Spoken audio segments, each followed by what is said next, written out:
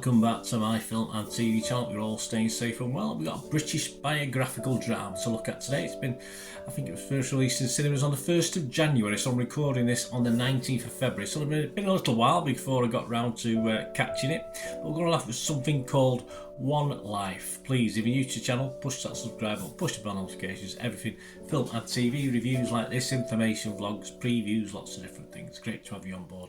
Please check on my little channel, and I will find stuff for my football team as well, Manchester City. So if you're interested or know anyone who might be interested, please point them in my direction. I'll be very grateful. And all your comments on this film or anything to do with film and TV, I will respond or give you a like. If you give me a like as well, guys, just push that button for this vlog. Yeah, be very grateful. It's a 12A certificate, 110 minutes.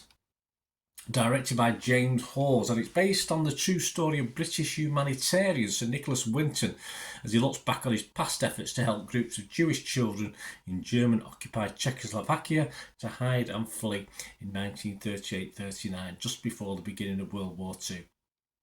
It stars in the main role as the older version of himself, Anthony Hopkins, and the younger version is played by Johnny Flynn, with Elena Olin, Romola Garai, Alex Sharp, Jonathan Price and Helena Bonham Carter in supporting roles.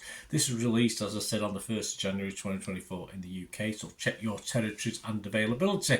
Got some DVD and Blu-ray information in a minute, which is yeah, a long time to wait for those, but we'll get to it. All these scores are at the 19th of February 2024. Not a long time in this vlog, but a long time till the DVD and Blu-ray is released. This is your scores at 11 AM on the 19th of February. Rotten Tomatoes, 90% of the 51 critics are positive. Yeah, average rate was 7.3 out of 10. Not bad. 46 fresh, but there are 5 rotten, so not totally universally acclaimed. The website reads, held aloft by outstanding work from a tremendous cast, One Life pays heartwarming tribute to remarkable humanitarian effort. It does. Metacritic, the other one we look at, 67 out of 100, so a little bit less based on 17 critics. 9 were positive, 8 were mixed. Yeah, so I don't know why they were particularly mixed on this one, but no negatives anyway, so that's good. But James Mottram from Total Film magazine give it 80, quite high. He said, with the quality cast includes Lena Olin as Winton's wife and Jonathan Price as his friend, this is a finely crafted film that unfolds with great care, building towards a cathartic climax.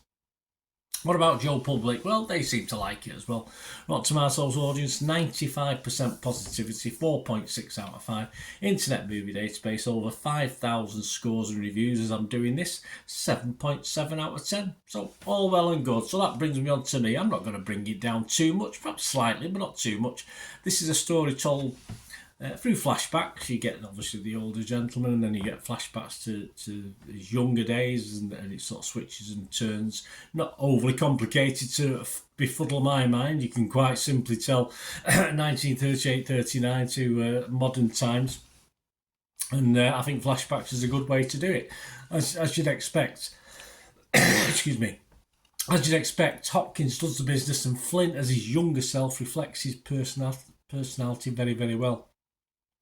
Compared, and it will be compared to something like Schindler's List, this is a little less in your face, but still so compelling a story in itself. But this may also mean it's a little light for some viewers who expect a Schindler's List type film.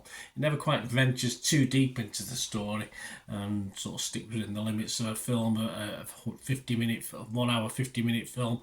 It could have been a series, perhaps. It may have been a 4 or 5 episode series, may have done it better, but yeah, you just feel it's on the periphery. It doesn't get too deep at all. I do remember that Life programme that features, of course, which shown this gentleman, and it was obviously an enormously popular programme back in the day, although it's mainly comedy, but they did have its serious moments.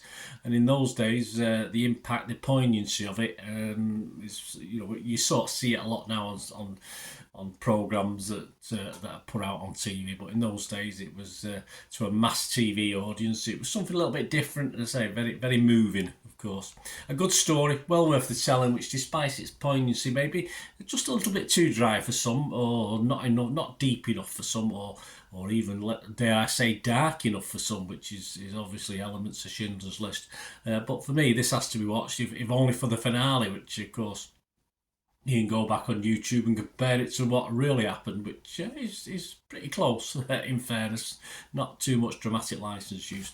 It is available to buy, guys, on DVD and Blu-ray, but you will have to wait till the end of December 2024, the 31st of December, and you can buy the DVD for $9.99 and the Blu-ray for $14.99. Just check your streaming services. This is currently available to rent in February 2024, but a little bit of a wait to get the DVD and Blu-ray if you like the hard copy of it.